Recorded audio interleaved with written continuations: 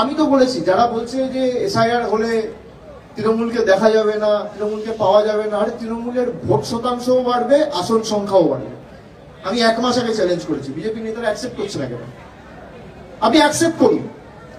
তৃণমূলের যদি আসন সংখ্যা না বাড়ে, আপনারা যা শাস্তি দেবেন অভিষেক বন্দ্যোপাধ্যায় মেনে নেবে। আর তৃণমূলের যদি আসন সংখ্যা বাড়ে, আমরা কোনো শাস্তি দেবো না।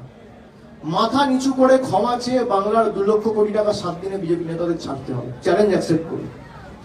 আপনি যা শাস্তি দেবেন আমি মেনে নেব,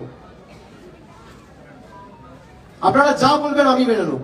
কিন্তু আমি আপনাদের কিচ্ছু বলছি না, আমি খালি এটুকু অনুরোধ করছি অত্যন্ত বিনয়ী ভাবে, বিনম্রতার সাথে, যে বাংলার যদি আপনাদের আবার লেজে গোবরে করে, যেভাবে 2021-এ আপনাদের লেজে গোবরে করে হারিয়েছিল, তার থেকেও বেশি শিক্ষা আপনাদের দেবে এবং তৃণমূল কংগ্রেসের ক্ষেত্রে ভোট শতাংশ, আসন সংখ্যা দুটোই বাড়বে। আর যদি বাড়ে, তাহলে আপনি 10 কোটি বাংলার মানুষের কাছে ক্ষমা চেয়ে 2 লক্ষ কোটি টাকা, যেটা বাংলার অধিকার, প্রাপ্য পাওনা, এটা কারোর মামার টাকা না, বাবার টাকা না, দাদুর টাকা না, ঠাকুরদার টাকা না, পৈতৃক সম্পত্তি না, এটা বাংলার মানুষের টাকা, এটা পুরুলিয়ার টাকা, এটা কুচবিহারের টাকা, এটা দক্ষিণ 24 পরগনার টাকা, এটা বর্ধমানের টাকা, এটা হুগলির টাকা, এটা কলকাতার টাকা, এটা নদিয়ার টাকা। এই টাকা আপনাকে 7 দিনে ছাড়তে হবে।